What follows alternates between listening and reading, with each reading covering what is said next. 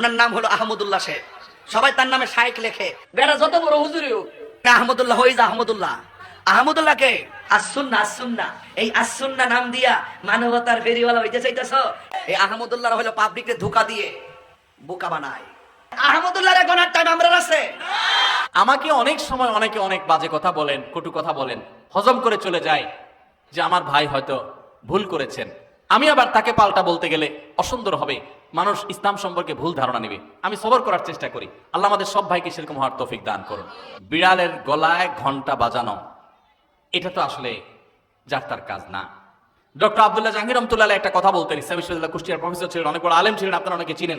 Sir একটা কথা বলতেন যে মুসলমানদের মধ্যে যে অনেকের আগুন লাগছে, এই হুজুর ওই হুজুরের বিরুদ্ধে, ওই হুজুর ওই হুজুরের বিরুদ্ধে বলে, এগুলো আমি থামাতে পারবো না, এত ক্ষমতা আমার নাই যে আমি থামাই দেব। তবে আমি একটা কাজ করতে পারি, সেটা হলো নতুন করে যেন কোনো আগুন না লাগে, আমি এই জন্য কোনো কারোর বিরুদ্ধে খোঁচাখুচি করি না।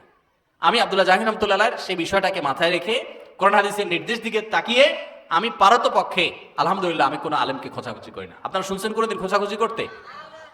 আলেমদের মধ্যে যারা মতবিরোধ করে, আরেকজনের পিছে লাগালাই করে, পাবলিকের সামনে একজন আরেকজনের বদনামিতে লিপ্ত, তারা জানে না যে তাদের পায়ের তলায় মাটি নাই। এই দেশে ইসলাম বিদ্বেষীরা ষড়যন্ত্র করে কত ভয়ঙ্কর গর্ত খুঁড়ে রেখেছে, এটা যদি তারা জানতো তাহলে এই কাদা ছোড়াছড়ি বাদ দিয়া সেগুলোর বিরুদ্ধে তারা লাগতো। তারা প্রকৃত অবস্থা জানে না। যেই কোনো আলেম, যে কোনো ধার্মিক মানুষ, তিনি যদি পরস্পর দ্বন্দ্বে লিপ্ত হন তাহলে বুঝতে হবে যে বড় বড় চ্যালেঞ্জগুলো সম্পর্কে তিনি জানেন না, সেজন্য তিনি এই ছোটখাটো বিষয়গুলো নিয়ে পড়ে আসেন। আমরা নিজেদের পিছনে লেগে আসি, শয়তান আমাদেরকে একজনের পিছনে আরেকজনে লাগাই দিছে। আপনারা সাধারণ মানুষ হবে, আপনাদেরকে আমি একটা অনুরোধ করতে চাই, সেটা হলো হুজুররা যদি নিজেরা লাগালাগি করে, আল্লাহর হস্তে আপনারা ওই লাগালাগি করেন না, হুজুরদেরকে আপনারা অন্তত বয়কট করবেন। যে আমরা এই সমস্ত খোঁচাখুচি করা মানুষগুলোর সাথে নাই। এবং অনেক সাধারণ মানুষ আছে এক হুজুরের ভক্ত হইয়া আরেক হুজুরের 14 গোষ্ঠী উদ্ধার করে, আছে না নাই? ফেসবুকে জিহাদ করে দেখবেন, জিহাদ, এটা হলো শয়তানের জিহাদ। যে এক হুজুরের পক্ষ হইয়া আরেক হুজুরের বিরুদ্ধে লেখা গালিগালাজ করতেছে। আপনার কে শিখাইছে? আপনার কোন হুজুর যদি আপনাকে শিখায় আরেক হুজুরের বিরুদ্ধে গালিগালাজ করো, ষড়যন্ত্র করো, তো মনে রাখবেন ওই হুজুর থেকে ইসলাম শিক্ষাই আপনার জায়েজ নাই। আপনি দিন শিখবেন সেই মানুষের কাছ থেকে যে মানুষটা অন্য মানুষকে ভালোবাসতে শিখায়। কারো ভুল হতে পারে, সুন্দরভাবে পারলে বুঝান, নাহলে চুপ থাকেন। নবী সাল্লাল্লাহু আলাইহি ওয়াসাল্লাম পরিষ্কারভাবে বলেছেন যে যে ব্যক্তি আল্লাহ এবং আখিরাতের প্রতি ঈমান আনে ফালিয়াকুল খায়রান আও লিয়াসমুত, সে হয় ভালো কিছু বলবে, আপনারা চুপ থাকবে, মুখ দিয়ে খারাপ কিছু বলবেন না। আমার অবাক লাগে, অনেক হিন্দুদের আইডিতে অনেক ফেস আমাদের ছেলেফেলেরা, মুসলমানের ছেলেফেলেরা দেখা যায় কমেন্ট করে সেখানে তাকে গালিগালাজ করে, মালাউন, এটা সেটা নানান খারাপ কথা বলে। আমাদের সাহাবীদেরকে আপনি দেখাতে পারবেন যে তারা কোনো অমুসলিমকে গালিগালাজ করতেন? অন্য ধর্মের মানুষের প্রতি সুন্দর আচরণ করবে, সে ইসলামের সৌন্দর্য বুঝতে পারবে। আল্লাহ তাআলা আমাদেরকে হেদায়েত দান করুন। তাহলে পারস্পরিক কাদা ছোড়াছড়িতে আমরা নাই, কি বলেন? আমরা নাই, আমরা কখনো করব না। এতে যা হয় হোক, দলাদলিতে আমরা নাই। আব্দুল্লাহ জাহাঙ্গীর রহমতুল্লাহ একটা সুন্দর কথা বলতেন, স্যার বলতেন, শুনেন, আমরা হুজুররা গন্ডগোল করব, এগুলো আমাদের স্বার্থের ব্যাপার। আপনি অযথা আমাদের পিছনে আইসা আমাদের স্বার্থ উদ্ধারের আপনি উসিলা হলেন, মাধ্যম হলেন, আপনার কি লাভ হলো? আপনার আমলটা কেন বরবাদ করলেন আপনি আমার জন্য, আরেকজনকে গালিগালাজ করে? এই জন্য কোনো হুজুরের ভক্তি করতে গিয়া আরেক হুজুরের শত্রু হতে যাবেন, আরেক হুজুরের গালিগালাজ করতে যাবেন।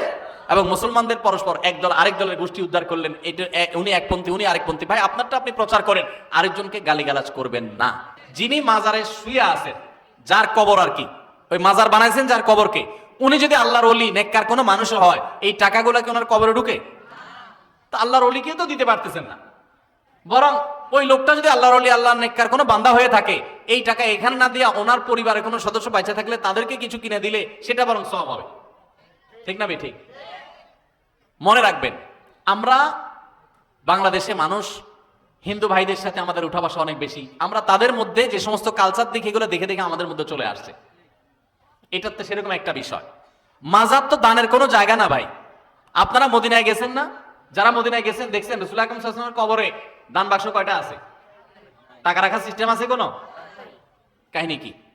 মাজারে দান করলে যদি সওয়াব হইতো তো সবচেয়ে বড় মাজার রাসূল সাল্লাল্লাহু আলাইহি ওয়াসাল্লামের, ওখানে তো সবচেয়ে বেশি দান করার জায়গা থাকতো, কি বলেন? কই, সেটা তো নাই।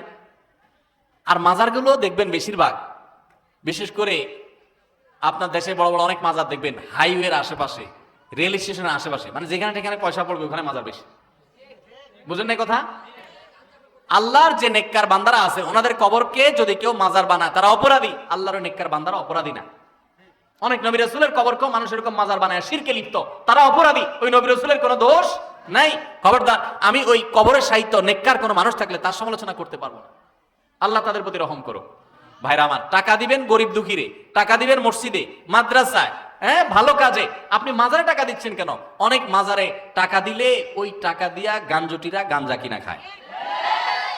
গরিব মানুষ খানা পাচ্ছে না, আপনার গাঞ্জা খোরদের টাকা জোগাড় করতেছেন। সওয়াব তো দূরের কথা, উল্টা গুরুজ পাবেন। আল্লাহ আমাদেরকে হেদায়েত যেন আমরা পাই সেই তৌফিক দান করুন। অজাগায় কুজাগায় টাকা দিয়ে ঈমান নষ্ট করবেন না, এটা কোনো দেওয়ার জায়গা না। অনেকে আছে মাজারে দেখবেন মোমবাতি জ্বালা রাখে। আরে ভাই, যার বাসায় কারেন্ট নাই, টাকার অভাবে মোমবাতি কিনতে পারে না, আপনি মোমবাতি কিনে দিবেন তার ঘরে মোমবাতি কিনে দিলে আপনি সওয়াব পাবেন।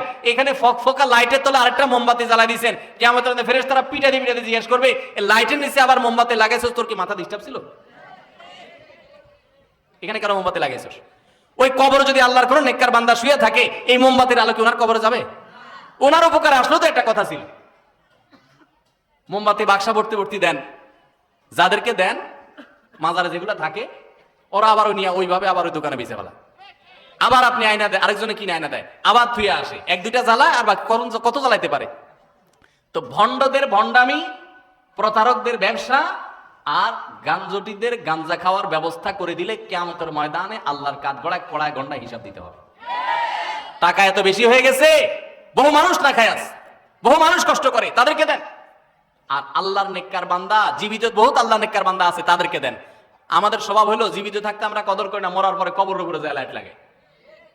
জীবিত থাকতে যায় দেখেন কেউ ওনার বাড়িতে একটা মোমবাতি, একটা হেরা চেরাগো জ্বালাই দেয় নাই, মরার পরে এখন কবরের উপরে মোমবাতি জ্বালাইতেছে, কি লাভ?